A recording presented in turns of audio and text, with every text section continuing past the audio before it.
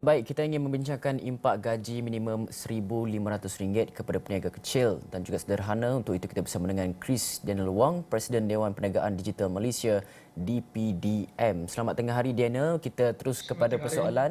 Jika ditanya kepada peniaga kecil, mungkin majoriti tidak setuju dengan gaji minima baru-baru ini. Namun ini penting untuk pekerja Malaysia. Apa titik tengah antara kedua pihak ini? Adakah RM1,500 ini terlalu membebankan pada ketika ini? Pertama sekali apabila kita mendengar pengumuman tersebut, kita orang kata terkejutlah. Walaupun ada kenyataan yang orang kata diketengahkan bahawa telah berbincang dengan stakeholder, tetapi kami sebagai stakeholder tidak dijemput untuk berbincang. Jadi kami tidak faham stakeholder mana yang telah orang kata telah diajak untuk berbincang, iaitu pemegang taruh. Apabila kita melihat pada kenaikan gaji 1,500, ia datang secara mendadak, lebih-lebih lagi terutama pada keadaan ini apabila kita hendak pulih daripada kesan COVID-19.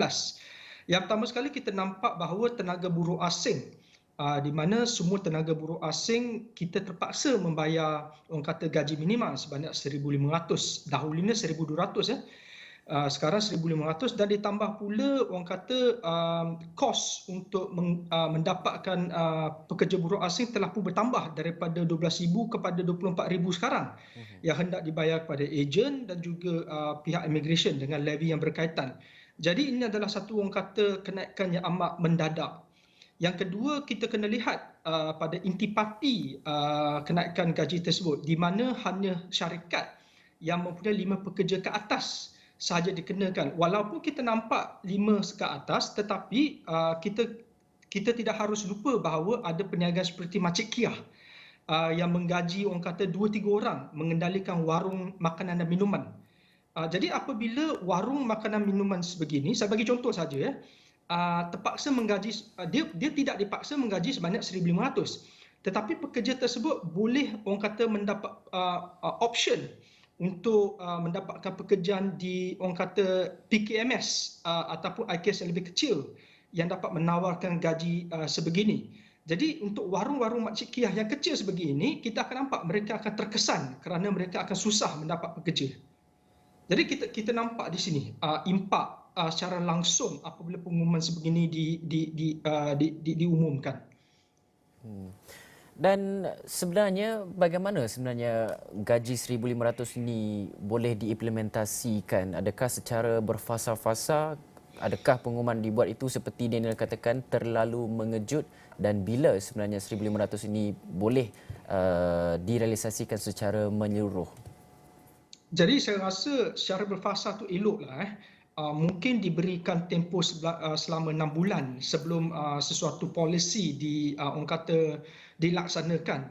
Jadi apabila kita mempunyai orang kata fasa-fasa yang berlainan, kesan impaknya orang kata minima. Itu yang pertama. Yang kedua, apabila kita mengumumkan orang kata gaji minima ni secara mendadak, kita juga akan terimpak dengan kesan inflasi. Barang-barang akan naik kerana sekarang ni orang komplain kerana harga barang naik dan gaji kena naik. Tetapi apabila gaji naik, secara tidak langsung harga barang juga akan naik kerana majikan akan orang kata pas kos yang naik ini kepada para pengguna. Jadi di sinilah kita nampaknya. Jadi kita harus orang kata memang kita galakkan dia naik supaya kita dapat menjadi negara membangun dan juga kita dapat memberi lebih banyak orang kata cash flow kepada para pekerja. Tetapi secara berfasa itu lebih penting. Jadi mungkin kita berharap kerajaan boleh mengkaji semula apa yang baru diumumkan, dan bukan kita nak backtrack ke belakang, tetapi lebih banyak akan adakan diskusi dengan para dewan-dewan perniagaan sebagainya, supaya kita boleh melihat semula bagaimana minimalkan impak kesan tersebut ini. Dan Daniel, yang terakhir, kita tak mempunyai banyak masa, tetapi bagaimana sebenarnya peniaga kecil ni boleh meminimumkan kos gaji ini supaya ia tidak melepaskan harga kepada produk akhir dan seterusnya mengundang kepada inflasi? Bagaimana sebenarnya mereka boleh lakukan? Adakah melalui digitalisasi, teknologi dan sebagainya untuk kurangkan kos?